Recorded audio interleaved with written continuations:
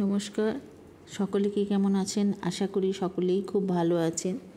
আজ আবার একটা নতুন রেসিপি নিয়ে চলে এসেছি।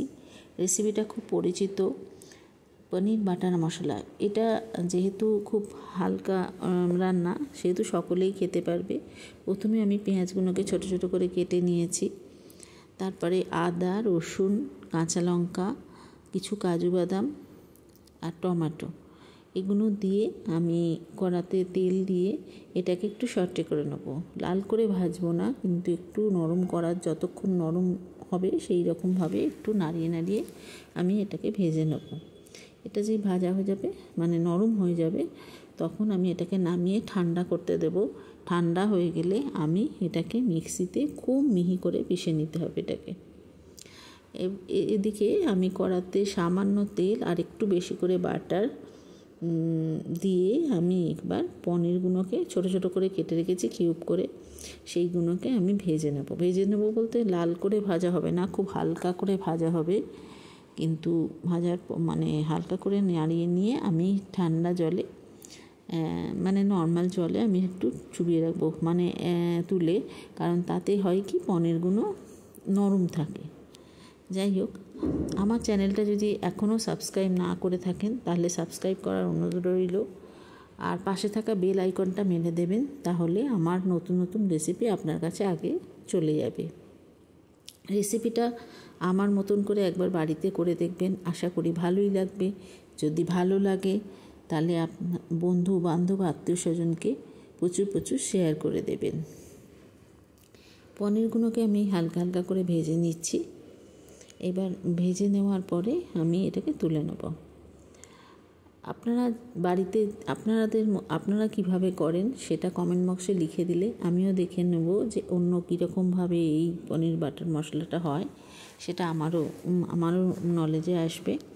তো যাই হোক, আমি এবার পনিরগুলোকে তুলে এইবার এর মধ্যে আমাকে দিতে হবে একটু সাজিরে আর একটা তেজপাতা আমি দিয়ে দেবো। দিয়ে এই যে মানে মশলাটা, মানে যেটা টমেটো, আদা এগুলো দিয়ে করেছি, সেই মশলাটা আমি এর মধ্যে দিয়ে দেবো। দিয়ে খুব হালকা করে আমি অনেকক্ষণ ধরে, বেশ খানিকক্ষণ ধরে আমি ওটাকে কষে নেবো, যাতে মশলার গন্ধটা না থাকে এবং তেলটা ছেড়ে ছেড়ে আসবে। এরকম সময় আমি কিছু গুঁড়ো মশলার ব্যবহার করব। গুঁড়ো মশলা বলতে নর্মাল মশলা, ধনে, জিরে আর গোলমরিচের গুঁড়ো। আমার কী কী উপকরণ লাগছে আমি সেটা ডেসক্রিপশন বক্সে দিয়ে দেবো, আপনারা দেখে নেবেন। তো আমি এইবার ওইগুলো দিয়েও ভালো করে কষতে হবে। কষা হয়ে গেলে আমি এটাকে মানে খুব ভালো করে বেশ খানিকক্ষণ ধরে ভালো করে কষে নিতে হবে। কষে নিয়ে আমি সেই সময় দিয়ে দেবো একটু নুনটা দিয়ে আমি এখানে একটু কড়াইশুঁটির ব্যবহার করেছি। অ্যাকচুয়ালি কড়াইশুঁটিটা ঠিক এখানে দেয় না, কড়াইশুঁটিটা মানে না দিলেও কিছু ব্যাপার না, এটা দেওয়ার কোনো দরকার নেই, কিন্তু আমার যেহেতু একটু ভালো লাগে তাই আমি একটুখানি কড়াইশুঁটি ব্যবহার করেছি। এটা অপশনাল। তো আমি ওই জন্য কী করেছি, নুনটা দেওয়ার পরে একটু কড়াইশুঁটি দিয়েছি এবং কড়াইশুঁটিটা দিয়ে আমি ওটাকে খুব ভালো করে আরও খানিকক্ষণ ধরে মশলার সাথে নেড়ে নিয়েছি, কারণ তাতে কড়াইশুঁটিটার সঙ্গে মশলাটা যাতে ভালো করে মিশে যায়, সেইভাবে আমি কড়াইশুঁটিটা সাথে মশলাগুলোকে খুব ভালো করে একটুখানি সময় ধরে নেড়ে নিয়েছি। এটা এইভাবে করার পরে খানিকটা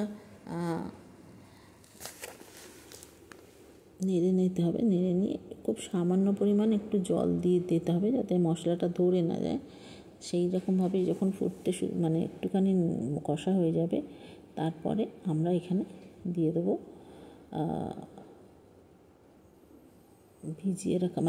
ভেজে রাখা আর কি ভেজে রাখা পনিরটা দিয়ে এটাকে ফুটতে দিতে হবে। দিলে আর তাহলে মোটামুটি আমাদের পনির বাটার মশলা হয়ে যাবে। তবে এই সময় একটুখানি যদি ক্রিম দিয়ে দেওয়া যায় তাহলে খুব ভালো লাগবে। ক্রিমটা দিলে খুব ভালো হয়, তো ক্রিমটা দিয়ে দেওয়া যায়। আর একটুখানি অল্প করে মিষ্টি, খুবই সামান্য একটু মিষ্টি দিয়ে দিলে খুব ভালো হবে। তো এগুলো দিয়ে আমি খানিকক্ষণ ফুটতে দেবো, বেশিক্ষণ না, খানিকক্ষণ ফুটতে দেবো। খানিকক্ষণ ফোটা হয়ে গেলে মোটামুটি আমার আজকের পনির বাটার মশলা হয়ে গেল। নামিয়ে এটার মধ্যে আমরা যখন দেবো তখন একটু বাটার দিয়ে দেবো। তাহলে আজকে এই পর্যন্তই, আবার আসবো নতুন রেসিপি নিয়ে। সকলে খুব ভালো থাকবেন, সুস্থ থাকবেন। নমস্কার।